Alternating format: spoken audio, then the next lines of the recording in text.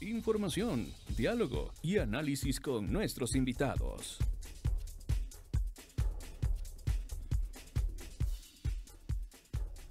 Son las 7 de la mañana con 44 minutos. A esta hora le damos la bienvenida, saludamos en el espacio con la economista Verónica Artola, ex gerente del Banco Central y también experta en materia económica, con quien queremos tratar. Primero, dos partes, ¿no? Lo afirmado por la vocera presidencial el día de ayer de que Ecuador está en pleno crecimiento económico, ¿no? Citando un 3.8 de crecimiento en el primer semestre de 2025, ¿no?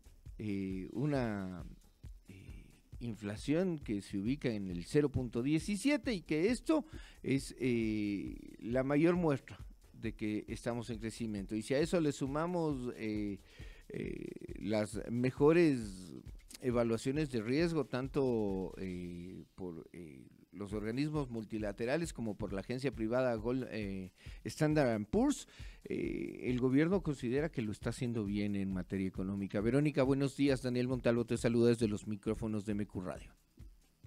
¿Qué tal, Daniel? Muy buenos días. Muchas gracias por la invitación y buenos días a toda su distinguida audiencia también. Arranquemos entonces con esto. ¿Qué es lo coyuntural? Lo de ayer, ¿no? El gobierno insiste, defiende que están haciéndolo bien, que tienen muy buenas perspectivas respecto de la materia económica. ¿Cómo lo evalúan ustedes, quienes ven esto desde la academia principalmente, Verónica? Bueno, yo creo que tenemos que analizar dos puntos de vista importantes con los datos que, bueno, lo decía la vocera, pero la semana anterior también lo anunciaba el gerente del Banco Central. ¿Y cuáles son esas dos aristas? Lo que yo siempre mantengo, uno es el tema macroeconómico, con los indicadores que usted bien acaba de decir. Tenemos un crecimiento, ¿no es cierto?, de parecería bueno, de alrededor del 3,9% en este primer semestre. Pero esos datos que publica el Banco Central, o que anunció, mejor dicho, el gerente del Banco Central, se centran básicamente en los datos, yo pienso, de las ventas que muestra el SRI. Y claro, no podemos negar, ahí la información está pública, en el SRI se muestra que efectivamente si vemos durante este año 2025, comparado con el 2024, tenemos un crecimiento. ¿Pero por qué? Y ahí va la otra arista también, Daniel. No debemos olvidar que el año 2024 fue un año de recesión en el Ecuador. Tuvimos un decrecimiento del 2%. Entonces, lo mínimo que podíamos esperar en este año 2025 es que la economía crezca. Es Entonces, rebote, aquí, o sea, porque de topamos fondo. rebote. Del rebote exactamente más que porque realmente se esté haciendo algún tema, alguna política fuerte en ese sentido. Entonces, lo que tendríamos que demandar como ciudadanos, y es el otro elemento, es si eso se está permeando a las familias, cómo realmente eso lo voy sintiendo. Y ahí es donde todavía tenemos números complicados. ¿A qué me refiero? No ha crecido el empleo formal, seguimos teniendo un nivel de empleo bajísimo y la semana pasada justamente el INEC estaba anunciando 56% de la población en el Ecuador vive en informalidad. Entonces, eso también nos da una muestra que si bien estaría mostrando, como digo, datos de crecimiento este año, lo importante es ver cómo para el año 2026 y 2027 ya dejamos de lado un poco este rebote y cuáles van a ser esas políticas públicas, políticas económicas que permiten mantener de manera sostenida el crecimiento. Yo insisto, no deberíamos contentarnos solamente con decir el año 2025 vamos a crecer, que sí, por supuesto es buena noticia, no podemos negarlo, pero no es suficiente para la crisis en la que está en el Ecuador, donde ya más de 10 años no hemos crecido. Entonces, por ahí yo creo que van los primeros retos de este gobierno. A ver, el día viernes la encuestadora Imacen, ¿no? Firma peruana que ya tiene una sucursal acá en Ecuador, explicaba que en materia económica, cómo percibe la gente, y esto me parece que va a ser importante tratar de analizar antes de pasar ya a lo del presupuesto para cerrar el tema de cómo se percibe, ¿no? Un dato que llama la atención es que la valoración de los primeros meses del actual periodo, ¿no? Son peores de lo que se esperaba, tienen las cifras más altas en los niveles socioeconómico, bajo, inferior y marginal, ¿no? Es decir, que quienes consideran que estos primeros meses del nuevo periodo del presidente han sido peores de lo que esperaban, son las personas que se ubican en los niveles socioeconómicos bajo, inferior y marginal. Es decir, a los más pobres les ha ido peor. Y esto en contraste con las cifras que cita el gobierno. Dice, hemos subido 7% de exportación de banano, hemos subido 6% la exportación de camarón. Esto no está permeando al resto de la población, Verónica. Y es justo lo que yo decía, Daniel. Por eso creo que lo responsable también a veces, y por eso es importante estos espacios, para hablar de estas dos aristas. Insisto, no podemos negar el tema macro, los datos publicados de los organismos oficiales que muestran esos resultados. Usted hablaba de las buenas perspectivas internacionales, un riesgo país del más bajo del último año, en lo que en la semana pasada, 773 puntos y tal. Pero eso todavía, ¿cómo da de comer a las familias? Todavía no lo vemos. E insisto, los indicadores de empleo no lo muestran, los indicadores de subempleo tampoco. Y claro, ahí tal vez son sectores específicos los que se están beneficiando, pero la gran mayoría de la población no lo estamos viendo. Todos conocemos una persona que hasta ahora no consigue empleo. Las empresas no están vendiendo lo mismo. Dicen que logran, ¿no es cierto?, cerrar con las justas el mes. Entonces hay sectores como en todo que ha ganado mucho, como el camarón, que creo que ha sido uno de los sectores que ha ganado durante los últimos años con las exportaciones al mercado de Estados Unidos. Pero insisto, yo creo que la política económica en este momento no se puede centrar solamente ahí. El presidente, y tal vez ya vamos a conversar después, ha enfocado mucho estos meses en ver cómo llega la inversión extranjera, cómo eso nos ayuda. Hay una intención de más de 50.000 millones de dólares, perdón, de 5.000 millones de dólares de venir de inversión, pero ya lo que se ha concretado es muy poco y siguen siendo las remesas el mayor motor para las familias, el que permite amortiguar el consumo de las familias.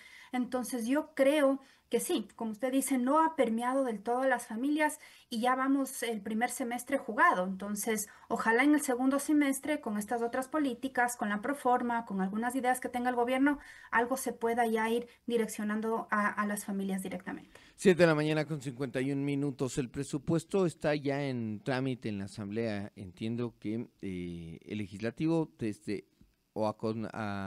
contando desde el viernes pasado, tiene 30 días para aprobarlo. Un presupuesto que estaba en ejercicio prorrogado, va a simplemente a normar los 4 últimos meses del año, ¿no? Pero que más allá de que, insisto, el presupuesto es la herramienta con la que nos dicen, así se va a gastar la plata que usted paga por IVA, por impuesto a la renta, por ICE, por los distintos impuestos, más la plata que se obtiene por la venta de petróleo o por la exportación de minerales, que le corresponde a todos y todos los ecuatorianos, así se la va a gastar, ¿no? Eso es el presupuesto. Pero ya analizando algunas cosas, se evidencia un hueco fiscal de 5.624 millones de dólares, Verónica. Y habrá quienes digan, no, pero está en la media de los últimos 6 años, más o menos en los últimos 6 años se han manejado las mismas cifras de bache fiscal. Y uno se pregunta, ¿cuáles son las particularidades de este año en ese bache fiscal? A ver, algunos elementos importantes. Adicional a lo que usted dice de qué es el presupuesto, yo sí digo, y a mis estudiantes de finanzas públicas, yo les he de decir, el presupuesto a ti te permite cristalizar las ideas que tiene el gobierno, por ejemplo, las ideas o los planes del mismo Plan Nacional de Desarrollo. Entonces, el instrumento, más allá solo de decirnos cómo están los ingresos y los gastos, te permite realmente hacer las cosas, empezar a decir, bueno, estas son las obras y tal. Efectivamente, yo creo que la parte positiva, si queremos verlo así, es que se están transparentando las cifras. Usted recordará perfectamente, Daniel, que al inicio de este gobierno la misma ministra de Economía decía, vamos a cerrar un déficit de 3.000. Pueden revisar mi archivo. Y yo decía, vamos a cerrar el año con 5.000 millones de dólares de déficit porque no había cómo. Y justamente nos está dando la razón algunos analistas económicos que hablábamos que 3.000 no había por dónde, sino que son justamente esos 5.600, que claro, son casi 4,4 puntos del PIB. Pero ahí, más allá de preocuparnos que sea alto o bajo el déficit, a mí la variable que a veces me estresa más, yo diría como ciudadano, es de dónde se va a lograr conseguir los recursos para poder financiar todo el presupuesto general del Estado. Por ejemplo, en revisando, ¿no es cierto?, los datos de la Proforma, son 11.531 millones de dólares que necesitamos para poder cerrar el año 2025, 11.000 millones, Daniel. De eso, de acuerdo a lo que está en la Proforma, 60% es financiamiento interno. ¿Y quién va a dar ese financiamiento interno? El Fondo Monetario decía, ojalá se pueda dinamizar el mercado de valores en el Ecuador. Ojalá, sería lindo que todos podamos hacer algo, pero en la vida real eso no funciona todavía. Entonces, ¿en quién va a caer esa deuda o quién va a contraer esa deuda? Básicamente es el BIES. Estamos hablando de 6.400 millones más o menos que se estaría proformando aquí para este financiamiento y 5.000 millones más o menos, 5.041 de organismos multilaterales.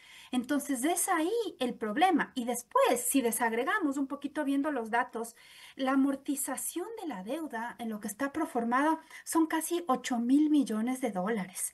Y claro, eso lo que nos hace es quitarnos espacio para gastar en educación, salud y seguridad. Si bien en educación está 5.200 millones, en salud 5.100, en seguridad 4.000, son montos alrededor de 14.000 millones, está bien, pero 8.000 millones es este tema de deuda. Y tenemos que honrar las deudas en una economía dolarizada como las nuestras, en donde tiene un problema estructural fiscal, no hay de otra. Entonces aquí, insisto, ¿qué se debería pensar? Es cómo se puede ir generando más ingresos de manera permanente, de manera sostenida. Y otro de los elementos en esa línea es que el gobierno tiene una apuesta, yo diría, en esta proforma muy ambiciosa por la producción petrolera. Estamos hablando, o lo que se ve en los datos, revisando un poquito, ¿no es cierto? 170 millones de producción petrolera durante este año 2025, que más o menos eso significa 465.000 barriles diarios. Pero hemos visto la crisis en la que está el sector petrolero. Vemos cómo no hemos llegado ni a los 300.000. Entonces, solamente ahí, lo que yo quiero con estos datos, y no quiero confundir, pero un poco es, esos supuestos también que están en la proforma son muy complicados. No sé si esa misma producción petrolera lo vamos a conseguir. No sé si todo el endeudamiento se va a conseguir. Y ese déficit que ya es alto de 5.600 para algunos analistas, yo creo que está dentro, ¿no es cierto?, de lo que se puede esperar, podría ser un poco mayor. Entonces, ahí es que nos queda mucho menos espacio como gobierno para hacer inversión. En el plan anual de inversiones son alrededor de 2.000 millones de dólares que se está estimando para este año 2025, que no nos alcanza sino para uno que otro sector, reactivar y ver cómo el sector público puede dar esas señales para que entre el sector privado a operar. Entonces son todas esas variables en las que creo que tenemos que analizar. Y una última, Daniel, que usted mencionaba incluso al inicio de la entrevista, se está asociando crecimiento económico y gracias a ese crecimiento una de las razones es la baja inflación. Yo creo que en una economía dolarizada ya desde el año 2000 no podemos decir que sea una obra de un gobierno o de otra tener baja inflación, ya es uno de los resultados. Es parte de la estabilidad de esa moneda. Sí, es eso, pero además hay que verle por los dos aristas la inflación. Está bien, por el lado de consumidores, buenazo, porque no pagamos más, pero ¿qué pasa por el lado de los vendedores o de los productores? Significa que no están vendiendo mucho, significa, ¿no es cierto?, que no están alcanzando las metas y por eso también tenemos una inflación baja. Entonces, no todo es blanco y negro en economía, tenemos matices y en todo hay ganadores y perdedores, entonces hay que analizar desde esas aristas también esta proforma del Estado. Verónica, buena pregunta la que nos llega. Dice, ¿ese déficit se traslada en ausencia de dinero en hospitales, en educación, en carreteras, en obras? Nos preguntan a través del 098-2101-638. Gracias. El problema es que, claro, cuando yo tengo el déficit, la idea es que como me estreso y no quiero tener tantos números rojos, digo, voy a ajustar de algún lado. Y tengo la opción de ajustar justamente sin gastar. Entonces digo, no voy a gastar. Entonces, ¿eso que implica? Que dejo desprovisto hospitales, escuelas, etcétera. Y de acuerdo a lo que se ve y los datos también, son alrededor de 1.700 millones de dólares en atrasos. Atrasos para los GATS, atrasos para los temas de educación, salud, los mismos proveedores del Estado. Entonces, lamentablemente, Sí, sucede y tal vez la respuesta directa es sí. Cuando tenemos mayor déficit, eso se puede trasladar a tener menos provisión efectiva de los servicios públicos y ahí, insisto, el reto que tiene en general cualquier gobierno es ver cómo hacemos más eficiente el déficit sin que eso signifique sacrificar el Estado, sin generar, ¿no es cierto?, que yo no gasto, sino otra vez, yo creo, de generar mayores impuestos y hay una reforma tributaria, creo que va a ser indispensable también pensar. Y ahí dice, en un año en el que nos han eliminado subsidios como el de la gasolina super, la gasolina extra, la Ecopaís, y se han hecho otros recortes, ¿por qué se mantiene un déficit tan alto si es que no hay más obras y tampoco medicina? Están activados con las preguntas y creo que las tienen mucha lógica, ¿eh? Sí, no, y gracias. Y es por un poco la línea de lo que yo les decía. Solamente para pago de amortización de deuda necesitamos 8.000 millones. Como bien lo dice en la pregunta, más o menos con todos estos ajustes que se ha hecho, que el impuesto a los mineros, que la reducción, ¿no es cierto?, a las tarifas incluso de la electricidad y tal, entre 4 o 5 medidas que ha hecho el gobierno son 1.000 millones de ajuste, que es un montón también. Pero 1.000 millones en un océano en donde yo tengo que pagar deuda por 8.000 y además tengo que pagar aproximadamente 9.000 millones anuales en sueldos y salarios y no logro que la economía se active para que eso me genere también encadenamientos positivos. A veces yo insisto, y no me cansaré de decirlo, los economistas nuestro problema es que nos quedamos mucho en el tema fiscal, pero la idea es cómo reactivo el sector real para que incluso ahí yo pueda recaudar más impuestos. Pero si yo no vendo, yo no compro, yo no salgo, me quedo en mi casa, porque además me da miedo por el tema de la inseguridad, voy a dejar de pagar impuestos y el Estado no va a recuperar tampoco tanto. Entonces son todos esos círculos viciosos, como yo digo, que no se están del todo rompiendo. También, o sea, creo que tenemos que darle algo de crédito al gobierno nacional. Creo que estos elementos no son fáciles. Poder solucionar de un día para el otro nuevamente un problema estructural de déficit que no es de ahora, no es de hace 10, no es de hace 20 años, son 50 años en el Ecuador por lo menos que tenemos estos problemas.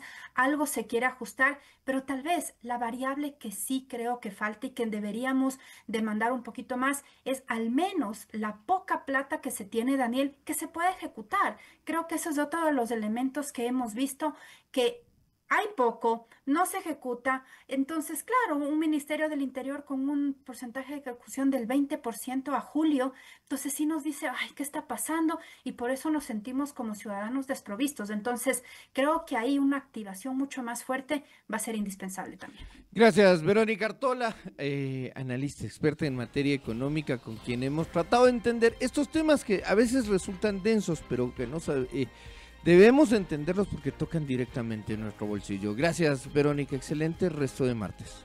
Gracias, Daniel, por la invitación. Y aquí finalizamos esta emisión de MQ Noticias, primera emisión. Gracias a ustedes por su gentil sintonía.